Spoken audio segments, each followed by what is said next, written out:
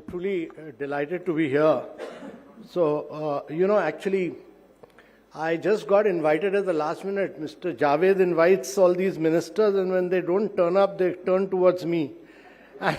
And so, I'm like Einstein, Einstein had won this Nobel Prize, and he'd gone around speaking all over the United Kingdom. He'd given over 400 speeches, and wherever he'd go, his driver would accompany him. And then he got invited to Stanford University in USA, and his driver accompanied him to Stanford, and his driver told him, "Yeah, I've heard you speak 400 times, nobody knows you in the United States. I can deliver a better speech than you can ever give." So Einstein said, "Okay." He said, "You speak like a scientist, I'll speak like a real professional." So they went to the Stanford University, and this driver sat in packed hall. The dean was sitting in the center. He gave a brilliant speech, really astounding speech. Everybody got up and clapped, and they said they've never heard a speech like this. And then this dean said, "Now, ladies and gentlemen, after such a fascinating speech, we'll now have a question-answer session." And he turned to the brightest and the most brilliant student of the class, who asked him a really tough, very complex question. A very, very complex question, to which this driver said, "Young man, your question is so easy, so simple, that even my driver sitting in the audience can reply. So I'll speak, but if you have any questions, please turn to the minister, whom Mr. Javed had invited and who has not turned up today." So I'm truly delighted to be here, first and foremost, because I really think that family-owned businesses are very significant to India's growth story, and if India is to grow at high rates of 8 to 9% per annum over 3 decades, or if India is to become a Viksit Bharat, and Viksit Bharat means that India's GDP has to grow from $4 trillion to $30 trillion. And that means that your GDP has to grow 9x, your per capita income has to grow 8x, and your manufacturing has to grow 16x. That is the challenge before India. And my belief is that this can't be done without family-owned businesses, because they contribute over 75% of India's GDP. And my view is that family-owned businesses have actually outperformed the non-family businesses. Their performance actually has been they've totally outperformed non-family businesses. Their performance has actually been 4.5% higher revenue growth compared to non-family businesses.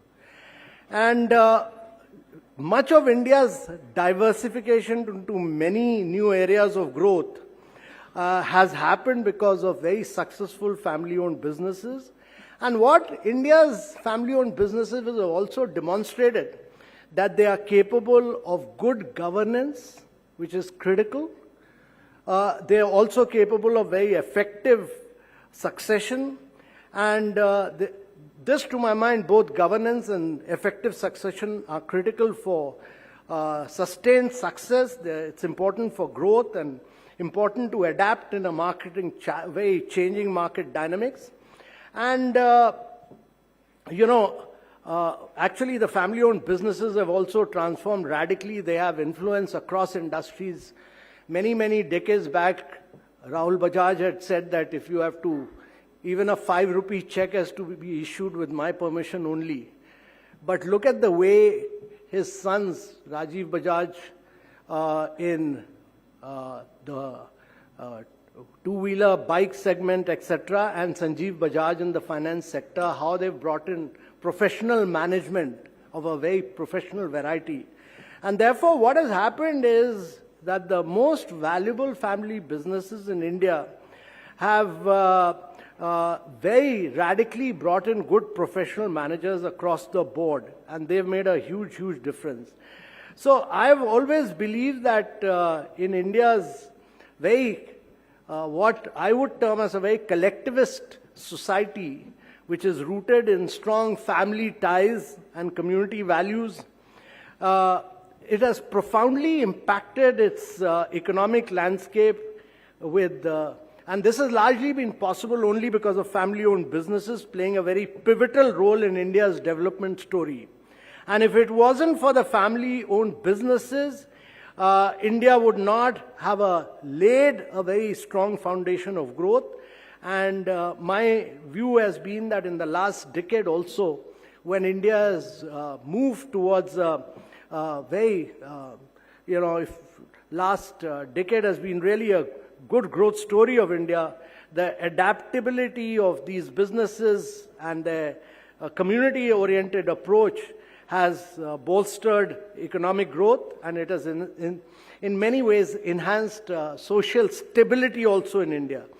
I've been a long-term believer that the evolution of family businesses in India is most evident in their ability to diversify and innovate, and several top-performing family-owned businesses achieve substantial scale through diversification across various sectors. I see Mr. Burman sitting here, and that's a great example of a family owned business actually professionalizing, and they keep their hands off, but they get the best chief executives to manage, and they live on great dividends because of good chief executives. So I've always believed that the route to great family leadership is to bring in good professional management, to ensure operational efficiency, encourage innovation, ensuring that you focus on outcomes, and ensure that values and ethos of the business endure across generations. And that is really about keeping a good mix of both tradition and modernity. So I really think that the most valuable family businesses in India show us that their impact spans across multiple industries. That has actually that has benefited India's growth story, I would say.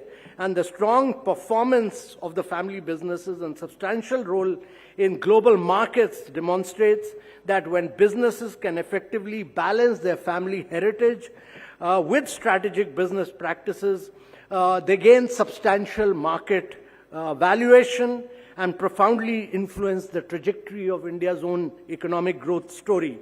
So as India continues to emerge as a global economic powerhouse, the role of family-owned businesses will, to my mind, continue to remain even more critical in shaping India's future. I wish the family-owned businesses all success, and I'm really glad that Money Control has decided to honor some of them and to have a great discussion on family-owned businesses, because they are the real, actually many people have not given credit, but if 75% of India's GDP comes from family-owned businesses, they are the real drivers of India's growth story. And at least I feel very proud of family-owned businesses in India. Thank you very much, ladies and gentlemen.